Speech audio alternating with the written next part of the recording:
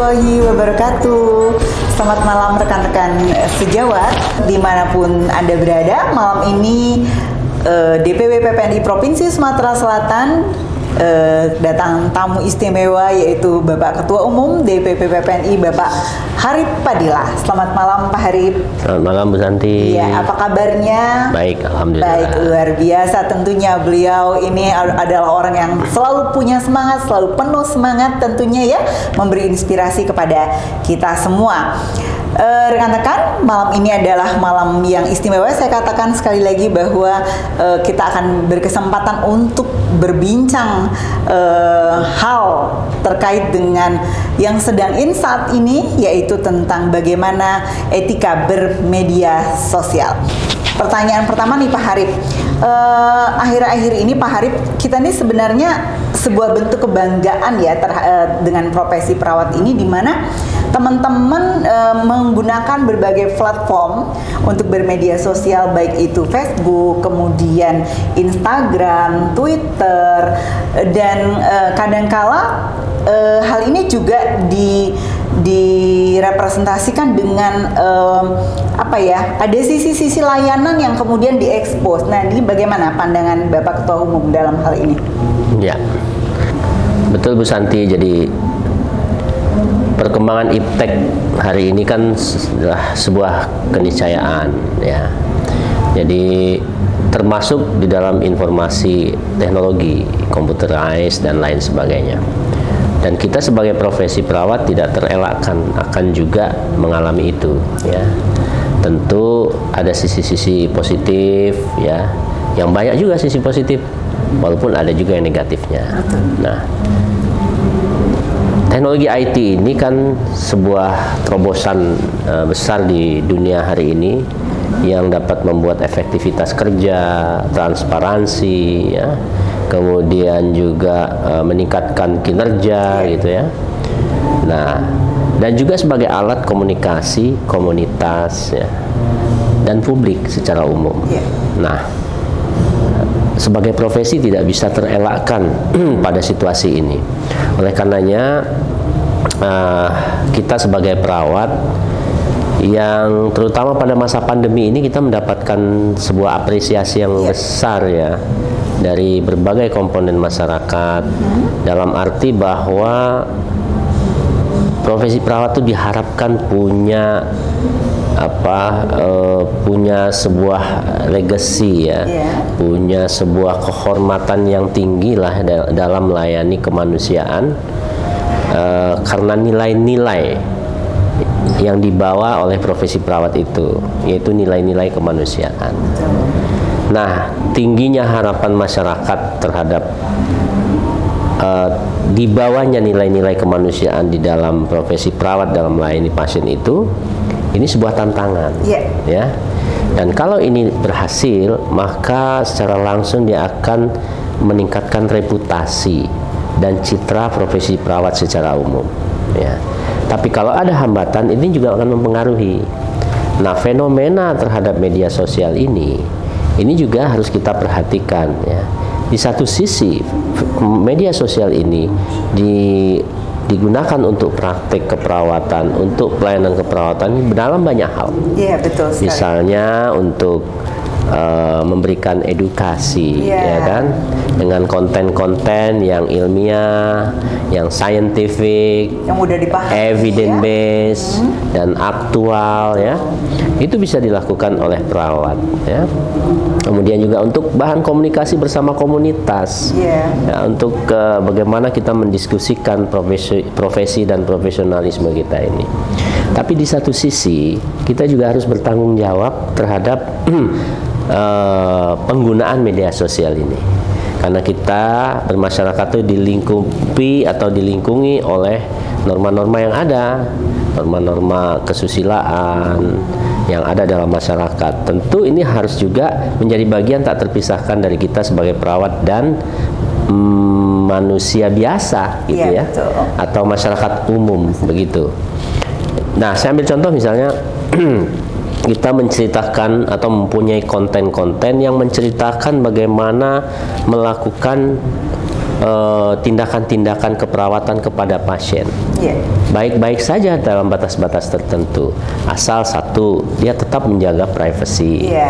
Yang kedua, memenuhi norma-norma kesusilaan, bukan berita bohong, bukan menghasut, apalagi yang menjurus ke sara. Nah, ini yang harus diketahui oleh para perawat sebenarnya. Nah, oleh karena itu dalam bermedia sosial ini ada istilah begini.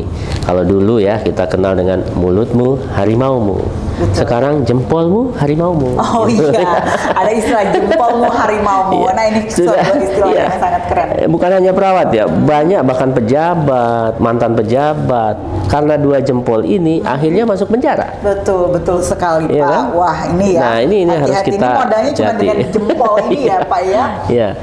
Nah, oleh karena itu sebenarnya ada panduan-panduan atau etika bermedia sosial khususnya bagi perawat. Iya. Gitu, Bu. Baik, menarik sekali. Dan kalau kita dengar apa yang disampaikan oleh Pak Harip tadi, rekan-rekan sejawat, tentunya sebenarnya media sosial ini baik sekali jika digunakan untuk hal-hal yang positif, seperti melakukan edukasi untuk pasien-pasien kita. Ya, sekarang banyak sekali ya Pak konten-konten baik melalui Instagram, TikTok bahkan terkait betul. Dengan konten-konten edukasi. Nah, kalau kemudian kita mengatakan atau wawancara nih dengan rekan-rekan sejawat atau bahkan saya sendiri nih Pak, ada sebuah kebanggaan misalnya nih kita berhasil memberikan informasi kepada masyarakat bahwa saat ini nih pasien saya tuh merasa mengapresiasi dengan apa yang saya lakukan, tapi kemudian saya membuat konten bersama pasien saya seperti itu. Nah, bagaimana menurut pandangan Bapak, apakah ini diperbolehkan sepanjang kemudian si pasien menyetujui untuk diekspos dan lain sebagainya, batasan-batasannya seperti apa Pak? Iya, kadang-kadang sesuatu yang baik menurut kita itu belum tentu baik menurut orang lain, ya kan? Oleh karena itu ada beberapa prinsip utama di dalam penyelenggaraan atau kita menggunakan media sosial ini. Yang pertama adalah bahwa kita memahami bahwa bagaimana resiko bermedia sosial itu, akibat dari apa yang kita lakukan. Artinya kita harus bertanggung jawab dan bertanggung jawab. Yang kedua tadi betul sekali, kalau mengenai informasi terhadap diri seseorang, tentu kita harus izin, harus mendapatkan persetujuan dari orang tersebut untuk dieksplor ke ruang publik. Karena sejatinya kan kita harus menjaga rahasia, melindungi privacy, ya. Tetapi kalau kita buat konten dan kita bawa ke ruang publik, itu namanya sudah tidak merahasiakan lagi. Betul. Nah, karena itu prinsip utama harus mendapatkan persetujuan dari pasien kita atau klien kita. Nah, berikutnya yang juga tidak kalah penting sebenarnya adalah bahwa kita harus tahu bahwa yang namanya jejak digital itu permanen. Maka harus hati-hati sebelum share.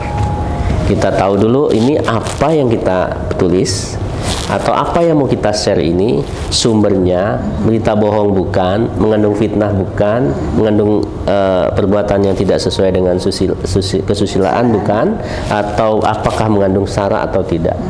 Ini penting sebagai prinsip, sehingga kalau ini sudah dipastikan aman, ya di-share, nggak ada masalah.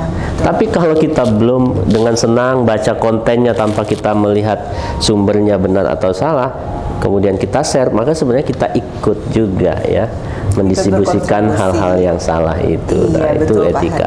Nah, yang paling penting kalau dalam masih tugas ya, itu bagaimana kita menghindari penggunaan media sosial untuk kepentingan pribadi saat bertugas. Nah, itu memberi potensi yang besar untuk terjadinya abuse tadi. Abuse, betul sekali. Nah, ini kan ada fenomena nih ketika menjadi seorang YouTuber ya, kemudian dengan membuat konten-konten yang menarik, tentunya ini sisi seorang perawat dari aspek bahwa dia adalah seorang yang hidup bersosial seperti itu. Tetapi kemudian kalau kita kaitkan dengan profesi, tentunya ada batasan-batasan yang memang harus kita perhatikan seperti yang disampaikan oleh Bapak Ketua Umum tadi. Nah, rekan-rekan sejawat, kita juga untuk beberapa yang kita sudah sangat familiar lah dengan istilah hak pasien ya, dan keterlibatan keluarga ataupun dan keluarga. Nah, kadang-kadang kita seperti ini, nggak masalah kok orang pasiennya aja setuju gitu ya. Kemudian kita expose, kemudian kita membuat konten, tapi kemudian seminggu kemudian atau 1 bulan kemudian keluarga yang tidak terima. Karena apa? Si anak merasa bahwa itu tidak layak untuk dipublikasikan dan lain sebagainya. Nah, kira-kira Pak, untuk hal-hal yang seperti ini nih terhadap tuntutan keluarga ataupun misalnya dianggap pencemaran nama baik kadang-kadang atau seperti apa. Nah, kira-kira bagaimana Pak?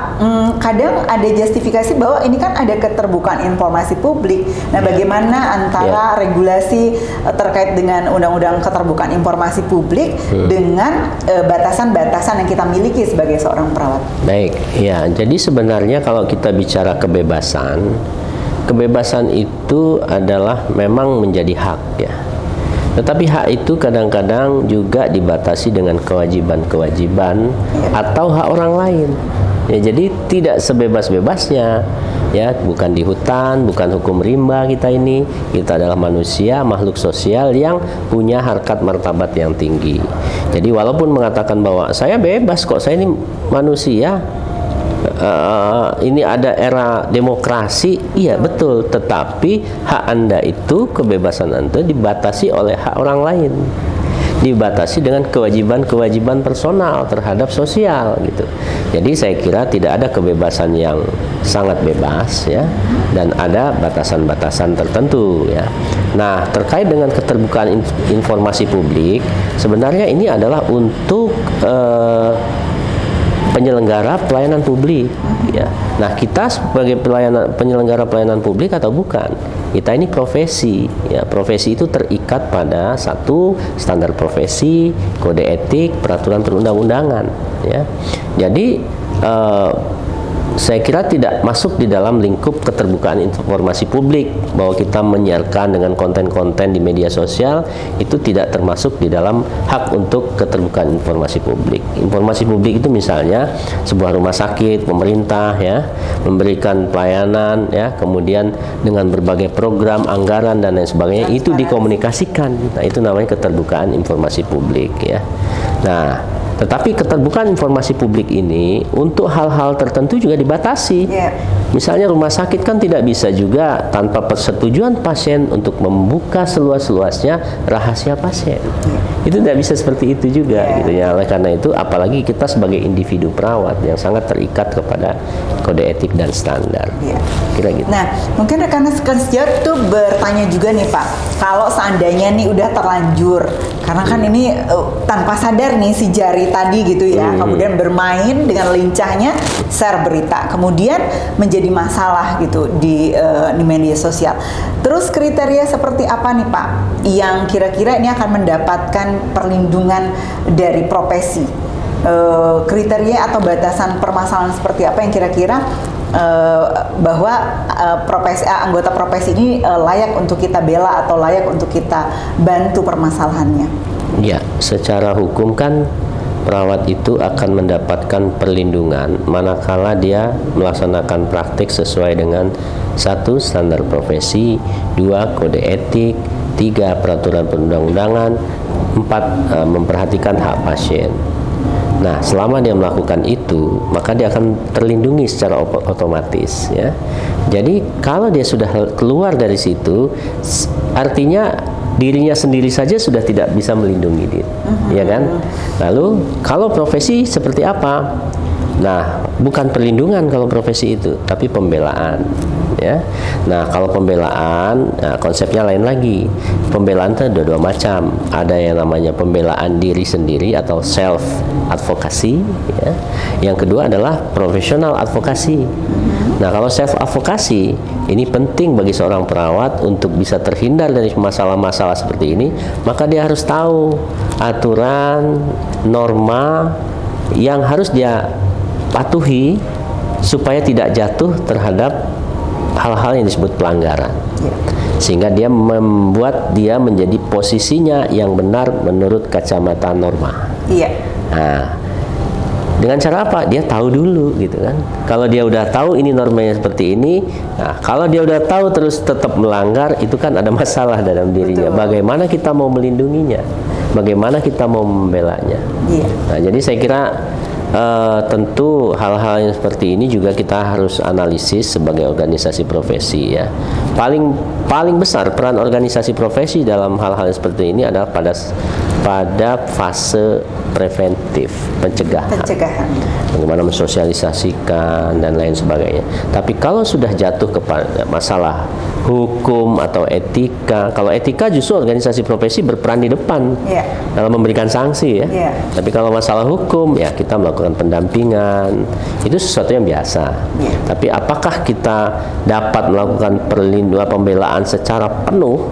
Kita lihat juga ya, kalau masa orang salah kita bela gitu.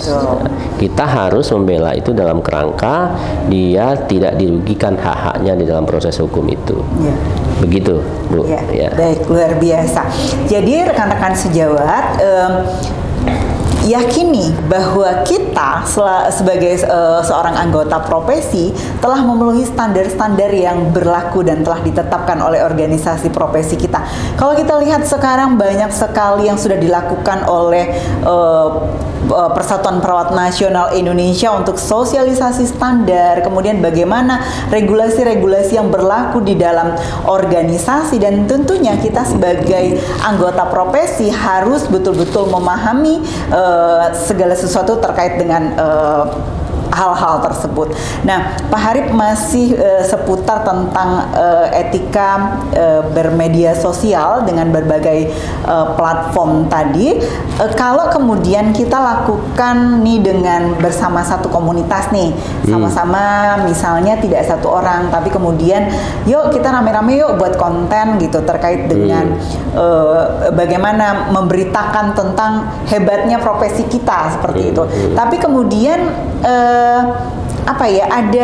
ada sesuatu yang kemudian membuat masyarakat itu jengah, dibilang kalau bahasanya itu norak ya Pak ya, norak gitu.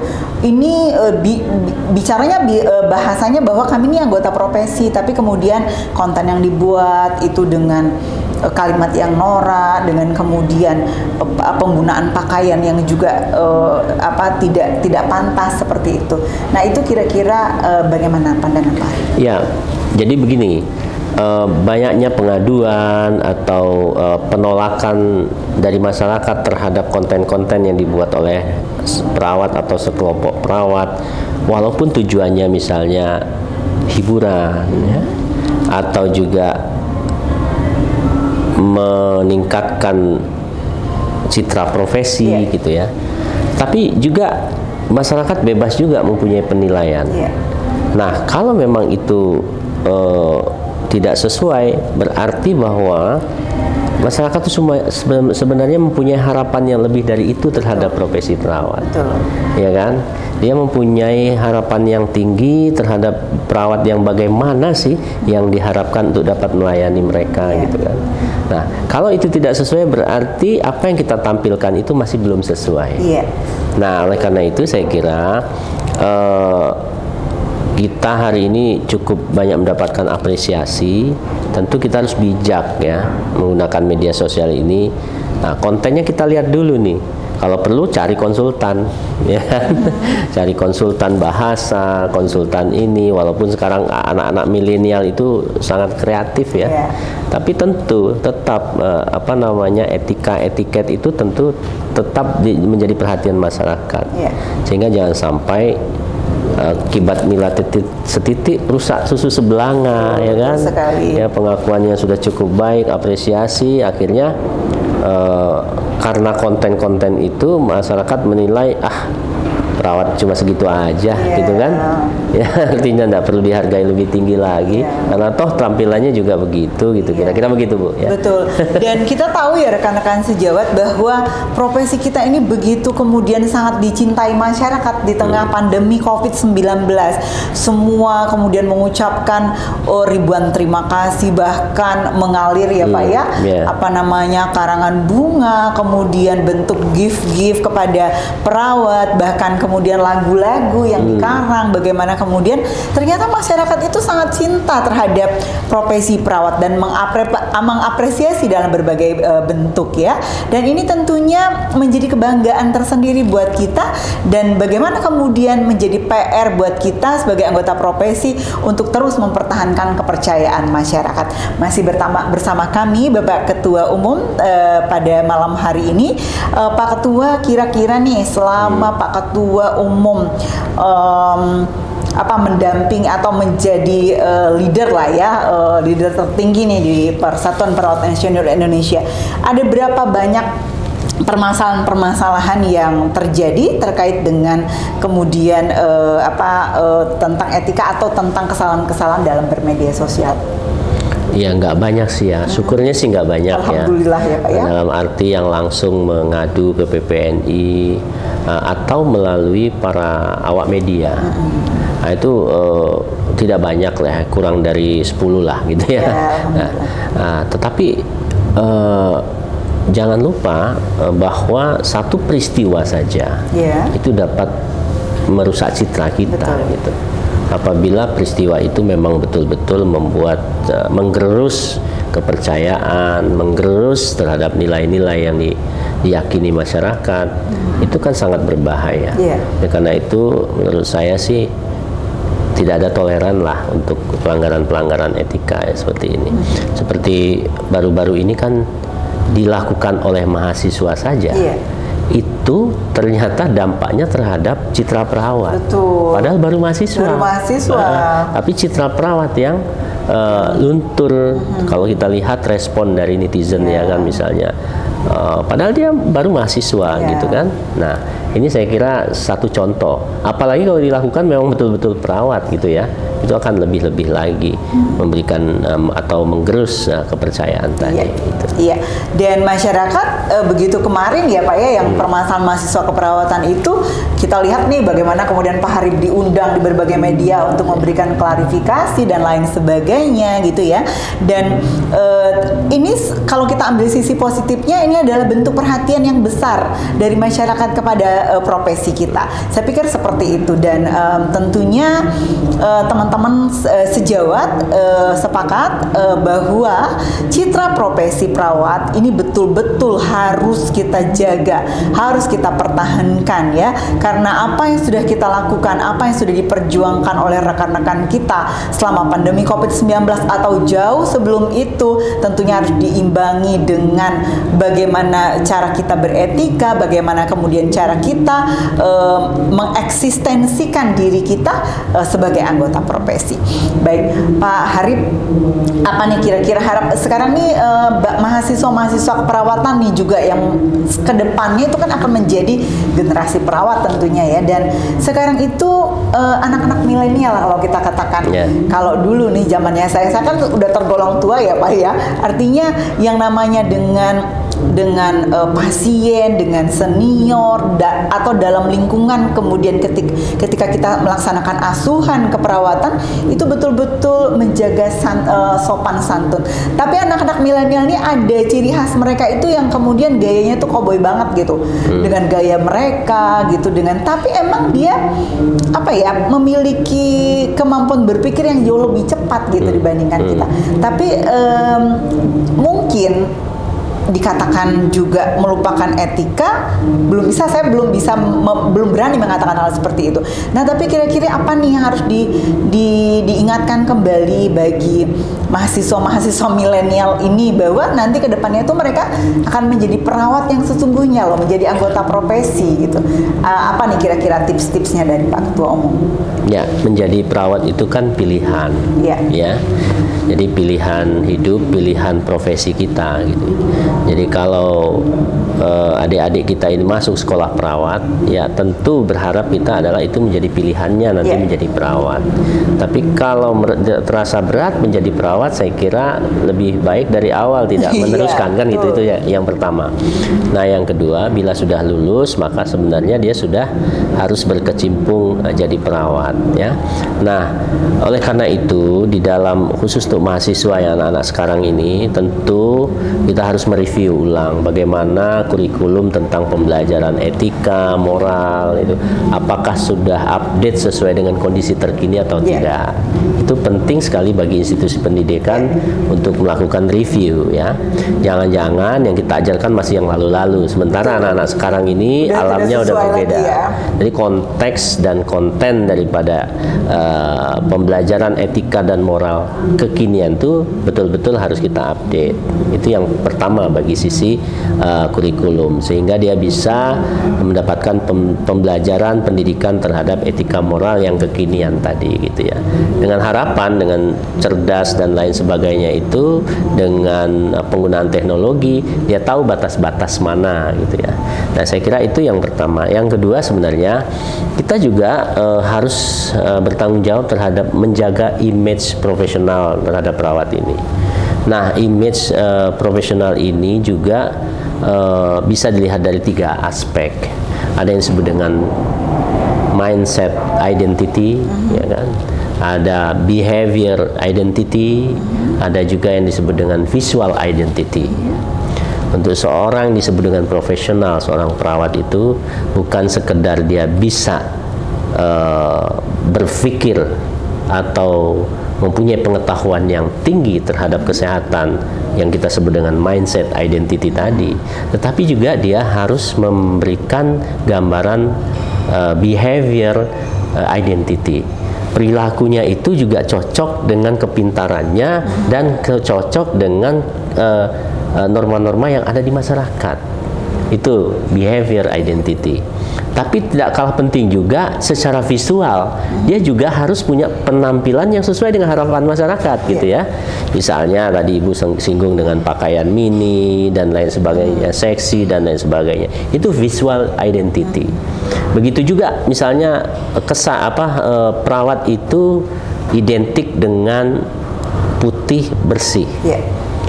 Nah, kalau seorang perawat walaupun dia milenial, pintar, ya, perilakunya baik, tapi tampilannya dia pakai bajunya kumel, yang gitu kan, entah banyak coretan di warnanya berubah, kantongnya sobek karena banyak bawa alat-alat kan gitu ya. Itu visual identity. Orang juga, wah, masa iya kayak gini sih profesional kan gitu kan. Nah, jadi 3 hal ini harus diperhatikan untuk kita bisa menjaga image kita yang profesional nih. Mindset kita, kepintaran kita itu penting, tapi harus diimbangi dengan perilaku, behavior, sikap. Dan selain itu, tampilan kita juga harus dong. Makanya ada seragam, ya. Makanya ada kebersihan, ya. Nah, itu menjadi penting sebagai sebuah pencitraan dari profesi perawat. Jangan sampai juga, nah, behavior saya ambil contoh satu aja. Jalan nih di koridor rumah sakit biasanya panjang-panjang tuh ya kan. Udahlah kita gandengan jalan sesama teman, ya. Sepatu kita injak belakang, digeret lagi jalannya, ya kan, sambil makan lollipop gitu, gitu. Saya kira bagaimana orang mau menghargai kita sebagai as a professional, ya, kalau kita menampilkan juga perilaku yang tidak profesional gitu. Itu contohnya, Bu.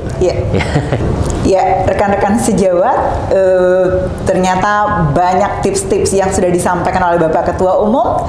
Jadilah perawat yang memiliki mindset yang baik, behavior yang baik, ya, dan satu lagi tampilkan atau visual identity itu sangat penting bagi profesi perawat. Baik, terima kasih Pak Harip, tipsnya malam ini. Sehat terus dan terus semangat untuk memperjuangkan profesi perawat, dan kami juga akan terus berupaya sebagai anggota profesi untuk menjadikan perawat ini sesuai dengan visi dari PPNI, yaitu menjadi organisasi yang handal, disayangi oleh anggota, dicintai oleh pemerintah, dan disegani oleh organisasi profesi yang lain. Baik, terima kasih atas perhatiannya. Bila taufiq wal hidayah, wassalamualaikum warahmatullahi wabarakatuh.